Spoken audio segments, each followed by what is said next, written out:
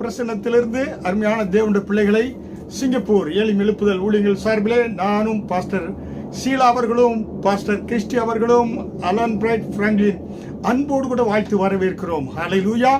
தொடர்ந்து ஒவ்வொரு வாரமும் வாலிபர்களுக்கென்று கர்த்தருடைய செய்தியை சிங்கப்பூர் தேசத்திலிருந்து இந்திய தேசத்தில் கூகுள் மீட் மூலமாக கொடுத்து கொண்டு வருகிறேன்.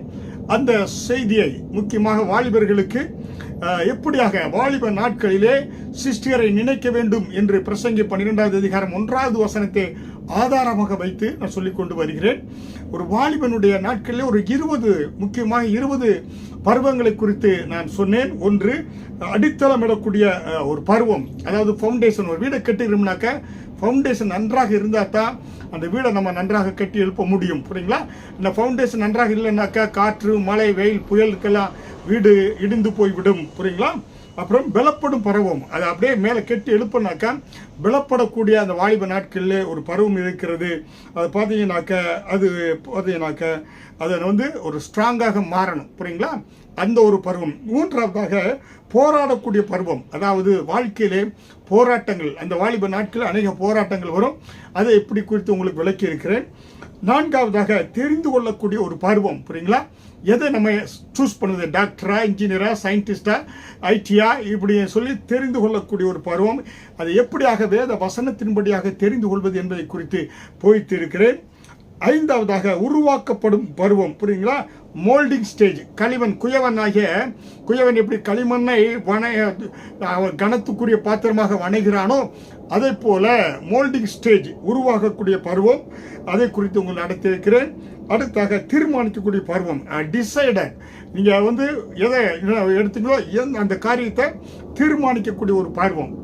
பழைய ஆப்ஷன்ஸ் வரலாம், அதை நீங்கள் சூஸ் பண்ணி அதை தீர்மானிக்கக்கூடிய ஒரு பருவம். ஏழாவதாக எச்சரிக்கை பருவம், அலர்ட்.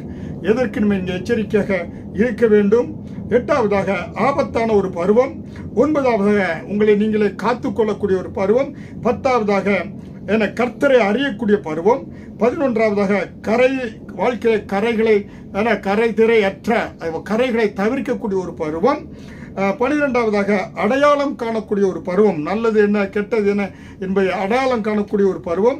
19ஆவது யுத்தத்திற்கு பழகக்கூடிய ஒரு பருவம். 14 அது கணிக்கக்கூடிய டிசர்னிங் ஸ்பிரிட் உங்களுக்கு இந்த வாலிப நாட்களில் அது இருக்க வேண்டும். 15ஆவதாக தப்பித்துக் கொள்ளக்கூடிய ஒரு பருவம், எஸ்கேப், எதற்கு நம்ம தப்பித்துக் கொள்ள வேண்டும் என்று. 16ஆவதாக சுதந்திரிக்கும் பருவம். 17 பகுத்தறியும் பருவம். 18 வழிகாட்டும் பருவம். 19 அறிவிக்கக்கூடிய பருவம். 20ஆவது திறப்பிலே நிற்கக்கூடிய பருவம். இப்படி இந்த காரியங்களிலே கடந்த தொடர் வரை நான் 6 காரியங்களை குறித்து சொல்லியிருக்கிறேன். இன்றைக்கு 7ஆவதாக எச்சரிக்கையின் பருவம். புரியுங்களா?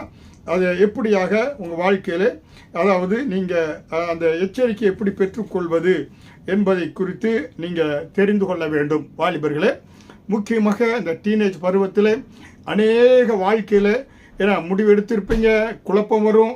பார்த்தீங்கன்னா இது ஒரு ஆபத்து மிக்க பார்த்தீங்கன்னாக்க 2 கட்டான் ஸ்டேஜ் என்று நம்ம சொல்லலாம். புரியுங்களா? அதனால இந்த வாழ்க்கையில் இந்த வாலிப நாட்களில் அநேக கேள்விகள் உங்கள் உள்ளத்தில் எழும்பிக் கொண்டே இருக்கும். எது சரியான பதில் என்பதை தேடுவதற்காக உங்கள் உள்ளத்தில் அநேக கேள்விகள் எழும்பிக் கொண்டு இருக்கலாம். ஹல்லேலூயா. அந்த கேள்விகள் உங்கள் மனதில் குழப்பத்தை உண்டு பண்ணலாம். அநேக வேளைகளிலே நம்ம எதை சரியாக தெரிந்து கொள்ள வேண்டும் என்று நம்ம கர்த்தருடைய பிள்ளைகளாக நீங்கள் இருக்கிற நீங்கள் தேவ சித்தம் என்ன என்பதை தெரிந்து கொள்ள வேண்டும். அந்த தேவ சித்தத்தின்படியாக வாழ்க்கையை நீங்கள் அமைத்து கொள்ள வேண்டும். இன்றைக்கு பார்க்கின்ற பொழுது எச்சரிக்கை, அதாவது பார்த்தீங்கன்னாக்கா உங்கள் வாழ்க்கையில் மிக மிக நீங்கள் கவனமாக, அதாவது பார்த்தீங்கன்னாக்கா அந்த டேஞ்சரஸ் ஜோன், அதாவது வார்னிங் உங்களுக்கு கொடுக்கக்கூடிய அந்த காரியங்களிலே நீங்கள் மிக மிக எச்சரிக்கையாக இருக்க வேண்டும், அலர்ட்டாக இருக்க வேண்டும். புரியுங்களா? அதில் பார்க்கின்ற பொழுது 2 தீமோத்தேயு 2வது அதிகாரம் வசனம் 22 அன்றியும் பாலியத்துக்குரிய இச்சைகளுக்கு நீ விலகி ஓடி சுத்த இருதயத்தோட கர்த்தரை தொழுது கொள்கிறவர்களுடனே நீதியையும் விசுவாசத்தையும் அன்பையும் சமாதானத்தையும் அடையும்படி நாடு. பவுல் தெளிவாக இங்கே சொல்கிறார். தீமோத்தேயு எழுதுகின்ற பொழுது நீங்கள் பாலிய இச்சைகளுக்கு நீ என்ன செய்யணும்? விலகியோடு, சுத்த இருதயத்தோடு. என்ன செய்யணும்? கர்த்தரை தொழுது கொள்கிறவனுடைய நீதியையும் விசுவாசத்தையும் அன்பையும் சமாதானத்தையும் அடையும்படி நாடு. ஹல்லேலூயா. வாலிபனாகிய தீமோத்தேயுவுக்கு எழுதுகின்ற போது சொல்கிறார். ஹல்லேலூயா.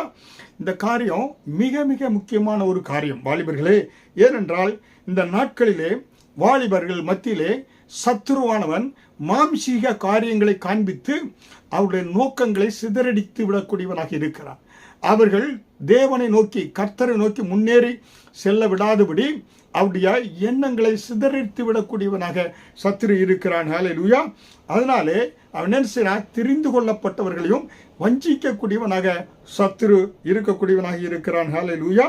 அதனால்தான் இன்றைக்கு இந்த சத்துருவானவன் தெரிந்து கொள்ளப்பட்ட தேவனுடைய பிள்ளைகளாகிய வாலிப பிள்ளைகளை சிதறடிப்பதற்காக வஞ்சிப்பதற்காக அவன் தெரிந்து கொண்ட மிக மிக முக்கியமான ஒரு கருவி social media instrument. Social media, இந்த சோசியல் மீடியா இன்றைக்கு எல்லாருடைய கரங்களிலும் என செல்போன் இருக்கிறது. புரியுங்களா? டச் ஃபோன் இருக்கிறது. எல்லாருடைய கரங்களிலும் டச் ஃபோன் இருக்கிறதுனாலே அவன் என்ன செய்கிறான்? அதன் மூலமாக அந்த இன்டர்நெட்டை பயன்படுத்தி வாலிபர்களை தவறான காரியங்களிலே அது இன்ஸ்டாகிராமாக இருக்கலாம், ஃபேஸ்புக்காக இருக்கலாம், அதில் பார்த்தீங்கன்னாக்க வாட்ஸ்அப்பாக இருக்கலாம். இப்படியாக ஆனால் இந்த காரியங்களின் மூலமாக அவருடைய எண்ணங்களை அவன் என்ன கொள்ளையாடி விடுகிறான், சிந்தனைகளை கொள்ளையாடி விடுகிறான். அவன் என்ன அவனுடைய பக்கமாக அவர்களை திசை திருப்பக்கூடியவனாக இருக்கிறான். ஹல்லேலூயா.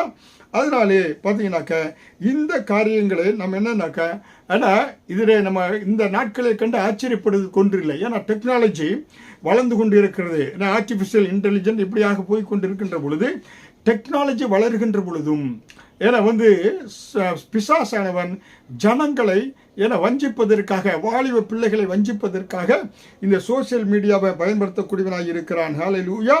அதனாலே இந்த வாலிப நாட்களிலே மாற்றங்களும் வேட்கைகளும் தலை தூக்கக்கூடிய இந்த வயது, வாழ்க்கையில சரீரத்தில் மாற்றம் உண்டாகிறது, எண்ணங்களில மாற்றம் உண்டாகிறது, அதே போல சரீரத்திலே மாமிச இச்சைகள், அந்த வேட்கைகள் அது